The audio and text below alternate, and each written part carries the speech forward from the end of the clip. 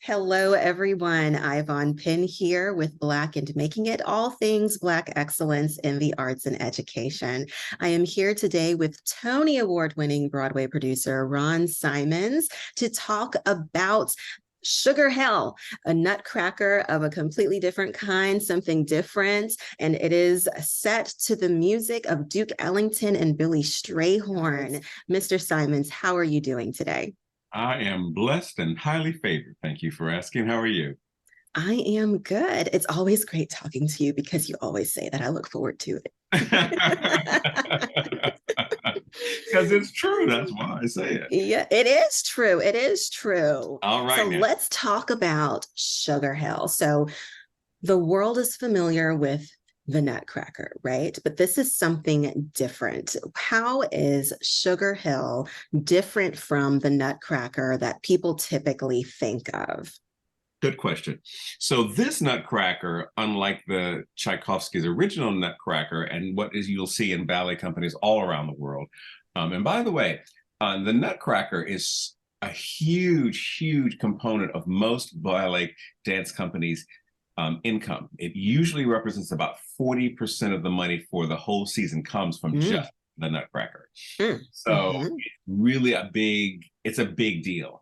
But what makes this one special and different and unique is that it is set to the jazz interpretation of the Nutcracker as composed by Billy Strayhorn and Duke Ellington. So the music is sublime.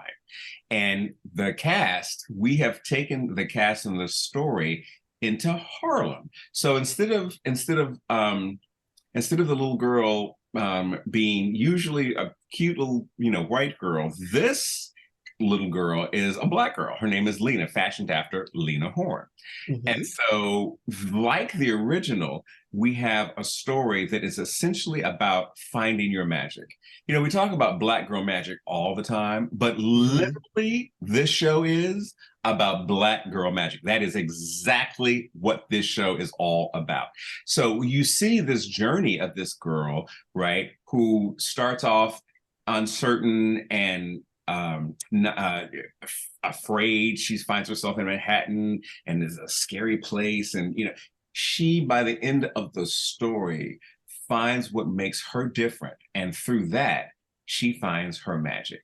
And so it's just for me, it was really important that this story be told, because I think that not only we as Black adults, but also Black kids and children need to see images of themselves on stage and hear a message of it's okay to be whoever you are. And if you truly be your authentic self, then you will find your magic and you can go out into the world and do great things because you have found that makes you different. And so for me, that was a very important message. And I think that we need that more than ever. And so this story delivers that. And it's just so amazing to see so many Black and brown bodies on stage moving in such graceful, beautiful, athletic ways. And the show has, of course, ballet, but it also has tap, and it has the Lindy Hop, and it has pop and lock it, which I didn't even know the term. Took me about 6 months to go pop and what. So, we've got 4 different choreographers who have 4 different specialties, and they're all bringing in dancers who specialize in those different mediums of dance.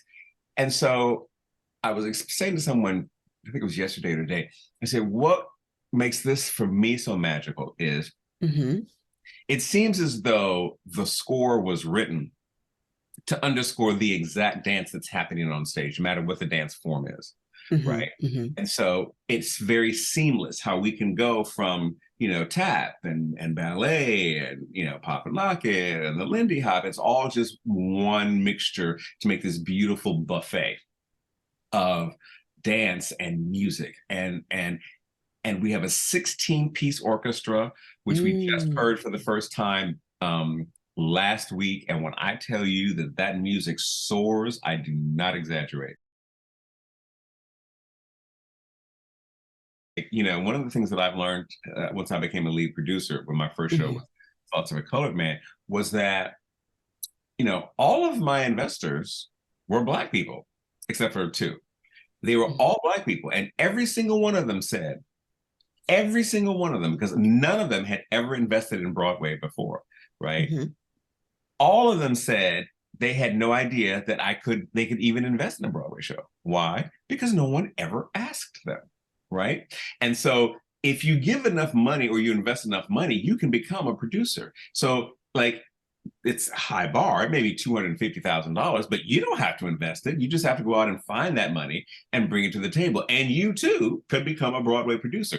It's not like years of study or you got to have some, magic formula. No, if you can raise money or you have money to put in a show, you too could be a Broadway producer. And then you get an insider's view about what actually happens. As a co-producer, like I said, as a consultant, you can see all the decisions are being made and why the decisions are being made.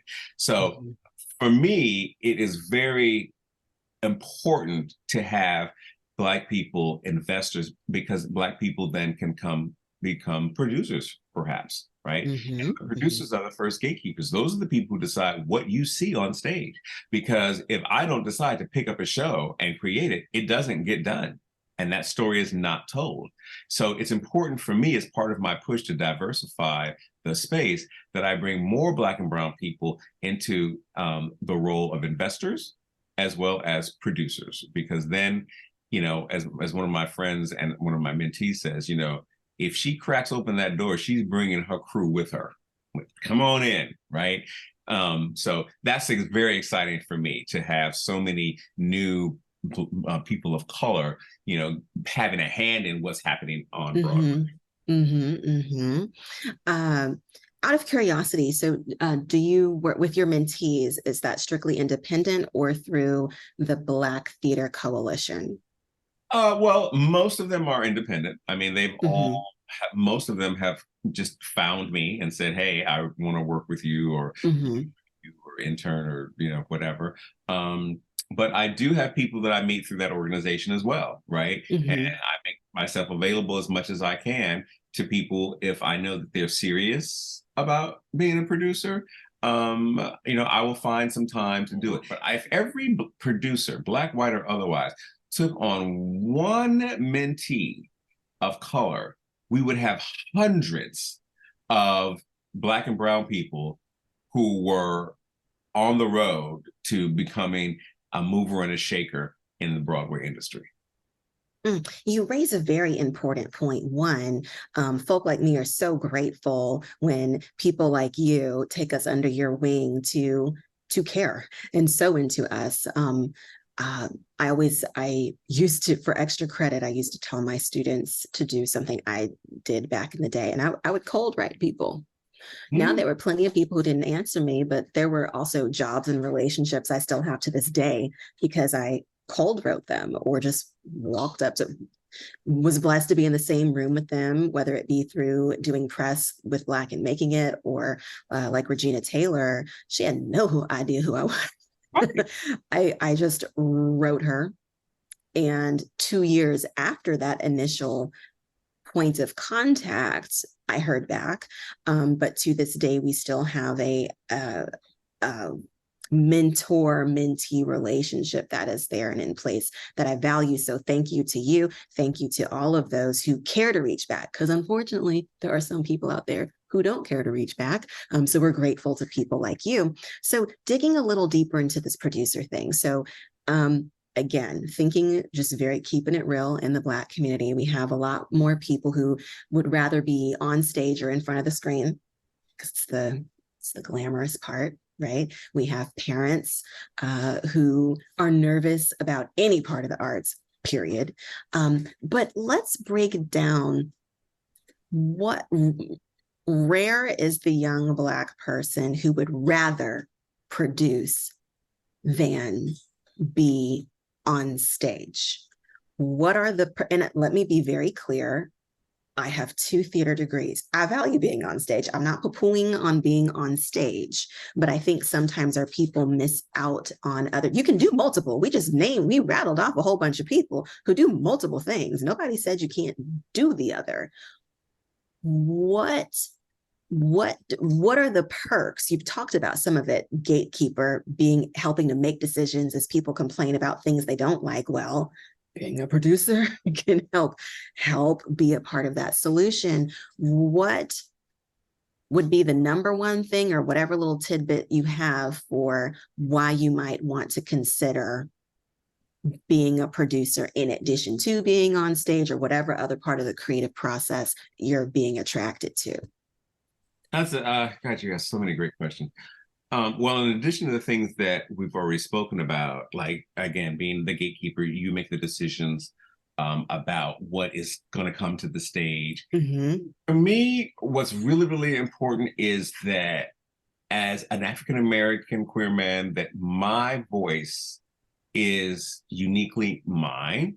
And because I know and grew up in the African American community, I know my culture exceedingly well, right? Because we as Black people, we have to learn the culture that we grow up in, and then we have to learn the culture of the world in the United States as white people. So you have to have, we hear this phrase code switching, right? Which is how you speak when you're talking to your best girlfriend, which is, girl, let me tell you what, it is very different than when you're having a conversation with a Fortune 500 CEO, right? And we have to code switch. And so, having grown up in this culture, I know what authentic voices sound like. So, as a Black man producing Black shows, I know and can find the people whose voices are authentic and whose experiences are authentic and can authentically represent the culture. If you're not from our culture, then you can suppose what it would be like to grow up, I was come from an automotive family back in the day. We ain't had a whole lot of money in Detroit, right? There was no way in God's green earth I was even considering that I might be a producer, because I wouldn't know what a producer did anyway, for Broadway, that I might, win some award for that. But that happens is because I think of myself as a good storyteller. I tell people, I don't know everything, but I do know a good story when I hear it. And so as a producer, you get to have a hand in bringing the authentic voices that you value to the stage or the screen or wherever it's going to be presented. And if that's of value to you, and to me, that's really, really, really important. Really important. So having that as a side effect and a reason why for me is very high on my list about why I do what I do. Okay, so this is all great. This is good. I'm gonna give this to my students too.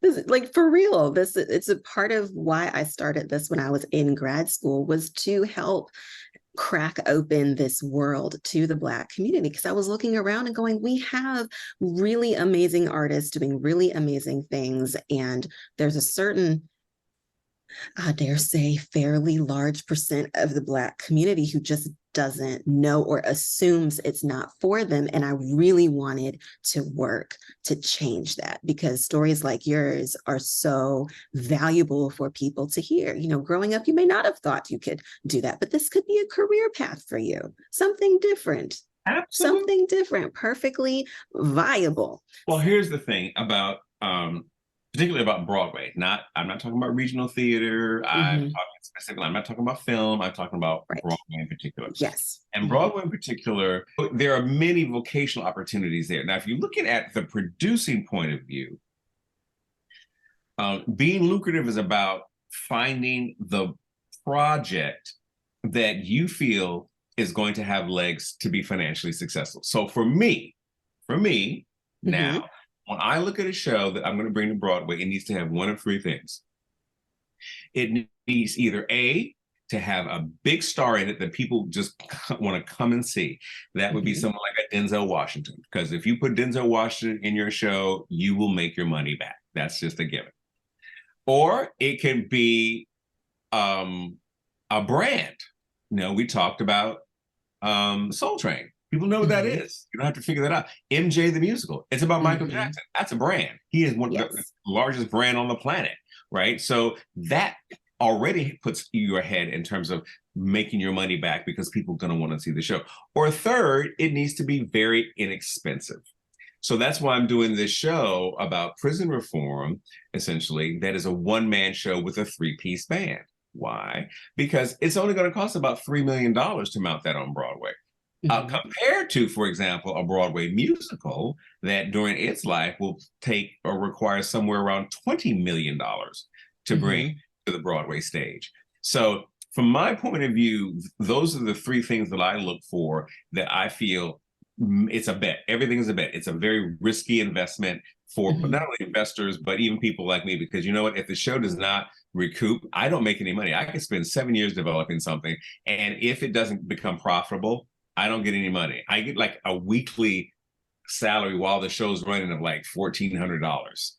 But that Hmm. does not account for the years that I spent in helping to develop it, right? Hmm. So it's Hmm. important for me to look and assess great stories, and not only great stories, but great stories that I think are going to make money, that people are going to want to come see. Hmm. Hmm. If I were, it's random thought, random, not random. That Alicia Keys show that's coming. I was like, huh. Hell's Kitchen. Is it at the? Did it go up yet at the public? I think it's going to open shortly. Yeah, I think it's going to open shortly. I Yeah, I got saw it come across my social media. I said, huh. She yet lives, yet her story she wants to tell. there. You go. That's right. That's right. Yes, don't wait till I'm dead. Come on, let's tell it. Let's tell it Absolutely. now. That's right. Tina Turner, as you mentioned, MJ. I think about Harry Potter, Legally Blonde. It's so ironic now. I'm kind of venturing, and I'll loop it in real quick. But as a playwright, as a playwright, very interestingly, as you are submitting for, as a playwright, it is literally my self-assigned job to apply for everything. Yeah. Yeah. So the irony that I find and see sometimes is that many opportunities will say no adaptations. Mm-hmm. But then Mm-hmm. I look at Broadway marquees and go, oh, Legally Blonde, Harry Potter, Mm-hmm. Wicked, all Mm-hmm. these adaptations. Because it's the sure dollar. And It it's the is sure because dollar. it is because why? Because we as an audience, we love the familiar. And I think that's part of, a bigger discussion that has to do with the society that we live in today and the Mhm. fear and the uncertainty, about so many things with wars that are going on in the Ukraine, wars that are going on in Gaza, interest rate hikes, ability to buy, home. It's just so much uncertainty. But if I go see a movie about Superman, I now know, okay, I know Superman. I love Superman. I want to see Superman do Superman things, right? And the same thing for Broadway, right? I love MJ. I'm sure, I am absolutely sure someone is developing a musical based on Prince. Oh, it's got to be. I would go see that. We, Wouldn't you go see that? yes, Don't yes, even yes. exactly. Don't even know any who cares who's in it. Do you know what I mean? Who cares what the theater is? I love Prince. I'm going to go see a show where I can hear Prince music. Sold. Good jukebox. Mm-hmm. Well, that's, Motown musical, Jersey Boys. But I think we've made the point. Yeah. Yeah, we So got bring, Alanis Morissette, right? But again, the point still remains that people love what they know. And they Mhm. and what they know, if it's something that they love and know is on stage, then they're going to want to go see it. It's just that simple. It's not rocket science. So that's the reason why I used to get upset about, oh my God, everything that's old is new again. All originality is out the window, and oh, that's going to be the death knell of theater and blah blah blah blah blah. No, but the fact of the matter is, if you can make a shit ton, pardon my French, excuse me, audience members, for cursing on this lovely lady's show, and please forgive me. If you can make a whole bunch of money on a property, who cares if it's a reboot of something? Because you know what? I can take the money that I make off of that reboot and then go do some And brand new something play. else. This has Hmm. nothing that don't nobody know nothing about, right? And I can take that Hmm. chance. Do you know what I mean? Absolutely. Well, and I won't say unexpected, but the money business side of this conversation, I'm glad came to fruition through us talking about Sugar Hill. So we'll go ahead and round things, bring it back full circle. I'm so excited that you and your team are bringing Sugar Hill to the stage and this wonderful adaptation of Nutcracker that infuses our Black culture and Black music. Uh, Tell us again. Tell us where it's opening, how we get tickets, how do we follow on social? Give us all that information, please. Absolutely. So, of course, we're on social media. So you will find us on Instagram. Mhm, Sugar Hill Nutcracker is kind of like the phrase that you use. mhm, We have a website, www.sugarhillnutcracker.com. mhm. You can go there to buy tickets, but acknowledge, let me say this, it has to be updated because we're opening in Chicago, not New York City. So if you're in the Chicago area, you can go there and it will take you to the venue, which is the auditorium where we're performing the show, and you can buy your tickets for the show there. So that will also be, because this show, I know it's going to be an evergreen show. And by what I mean by that is that um, it can be a show that can run over a holiday season year after year. Like, Mhm. a ballet company puts on the Nutcracker Yes. every single year. And this Mhm, is an offering that theaters can do every single year. So, from mhm, an investment point of view, it's like a no brainer, in my opinion, right? But mhm, it's going to open in Chicago December 19th, www.sugarhillnutcracker.com. Then we're going to go to Pittsburgh again, mhm, buy the tickets, on the website when we are connecting and set ticket sales up for that. And mhm. next year, we're going to spend 20 weeks in China, right? So I don't know if you're Black people who are on here and you're in China, keep your eye out because we're going to certainly be a couple of 3 weeks in Shanghai, among other Mhm. provinces. So come check us out.